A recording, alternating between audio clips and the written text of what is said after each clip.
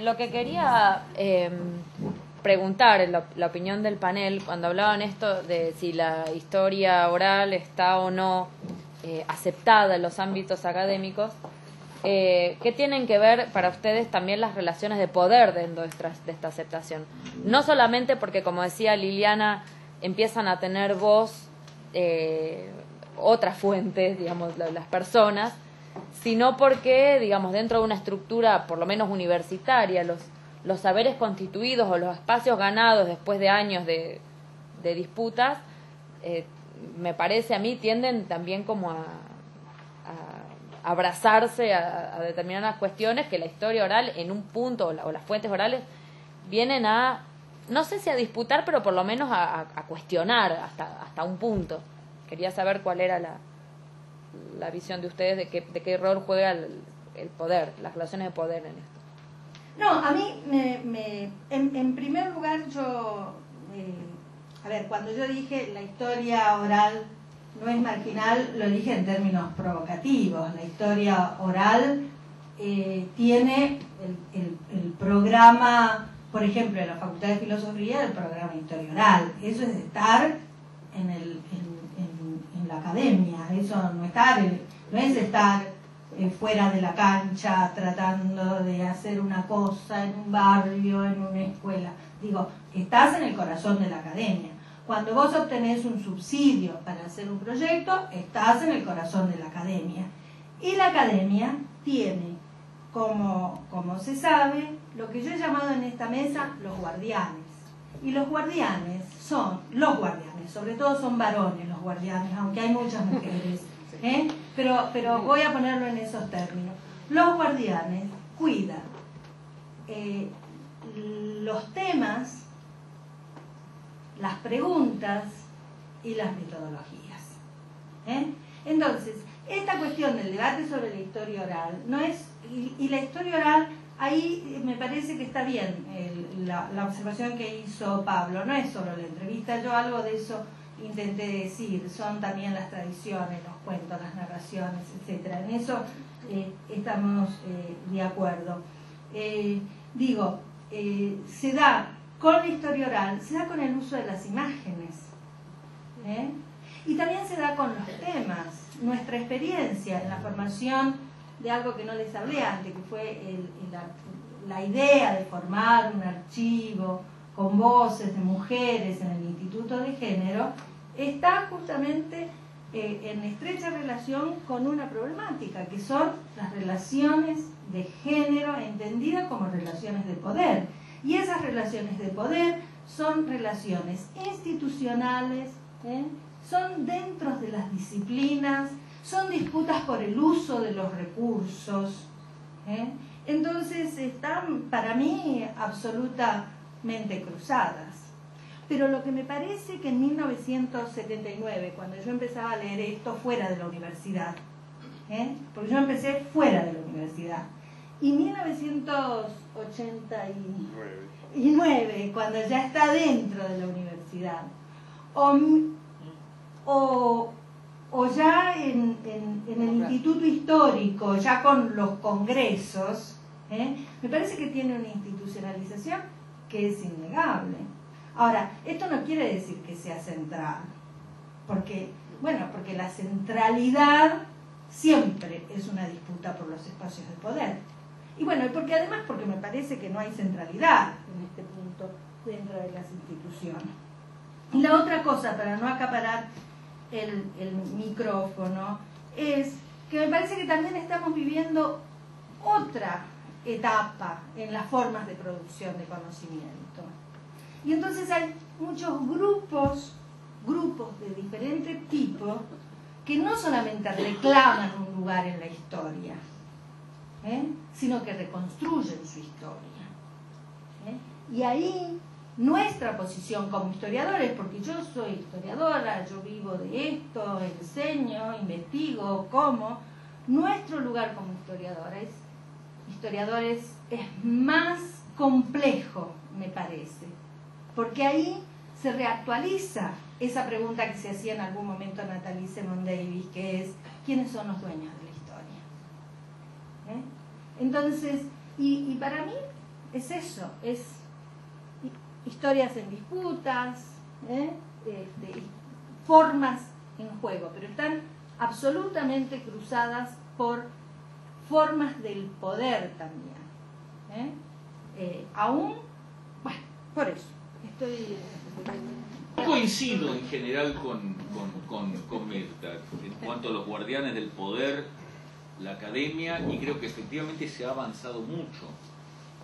Si simplemente miramos la cantidad de tesis que se han hecho, de licenciatura o doctorales en la última década, que incorporan fuentes orales, se ha crecido muy mucho. No es central, en eso tiene razón, pero tampoco hay que irse con la finta de algunas cosas.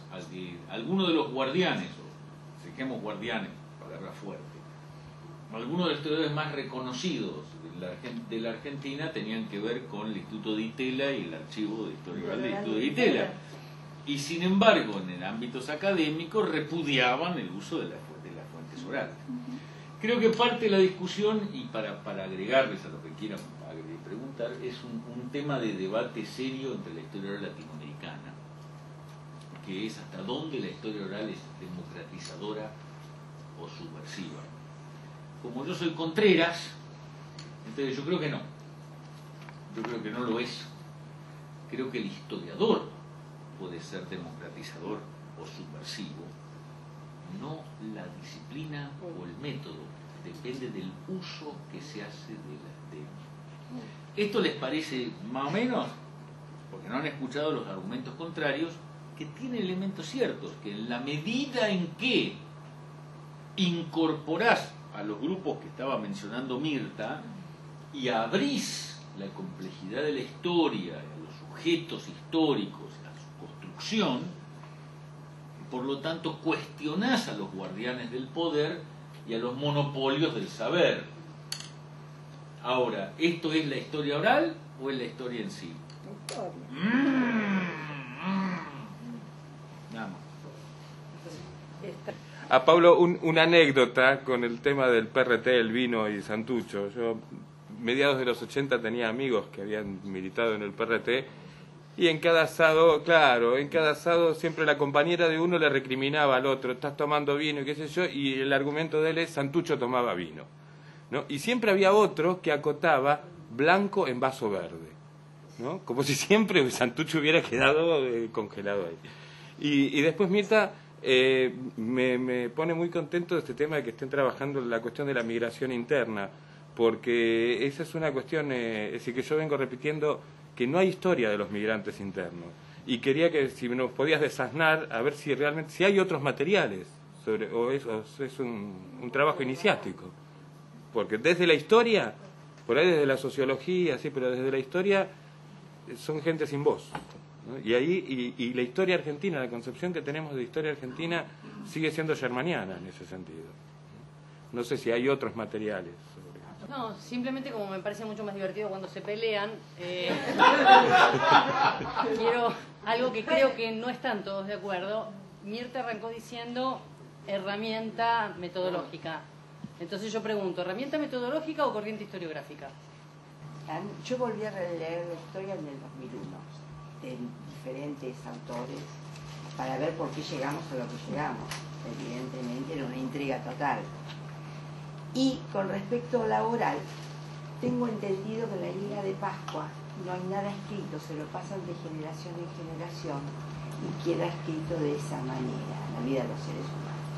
Con respecto a lo que dice la señora Mirta, me parece fantástico que sienten a los abuelos y que cuenten historias, porque nuestro país es el segundo más cosmopolita y es muy rico de cada uno tener sus vivencias. Yo sentaba a mi abuela y ella me contaba cuando Retiro era de tierra y cuando Alvear la siguió a la Pacini por todos lados para casarse, y por ser artista la Pacini, pobre, no, la sociedad argentina no le llevaba la punta. De esa época ahora, las artistas, o sea que hay una cultura tan diferente que es interesante tenerla presente, lo que era Fangio, lo que era el boxeo, lo que era todo eso, que era cultura de una época, que se fue cambiando, o sea, es dinámica, la historia es dinámica. Y eso es lo que quiero decir, es interesante lo que dijo la señora. Yo aprendí mucho con mi abuela. Escuela, nosotros somos docentes de nivel secundario. Y cuando usted comentó lo de que se toma desde primaria, desde los chiquitos, tomando la historia de los abuelos, de los padres, también es un recurso por ahí, por la propia construcción del proceso histórico que tiene el chico, ¿no? Incluso en secundaria, nosotros podemos llegar a trabajar la etapa del proceso con testimonios vividos con gente que aún está con nosotros, que es mucho más rico y mucho más, digamos, posible el feedback, de ida y vuelta del entrevistado con el entrevistador y desde los mismos chicos, ¿no? O sea que es un recurso que en la escuela por ahí es muy útil, aún en la secundaria, no solo desde la primaria. Y por ahí trabajado desde la primaria porque el chico todavía no maneja, y es más la historia oral la que se puede manejar, la historia reciente, ¿no? Como recurso. Disculpa, creo que un poco lo que ellos estaban diciendo es que es una técnica dentro del aula que se usa hace muchísimo tiempo, digamos, que nadie inventó la pólvora. No, por eso, pero digo que aún hoy, incluso en el nivel medio, sigue siendo un recurso muy importante, por lo menos si se aplica en el aula, ¿no? Muy interesante.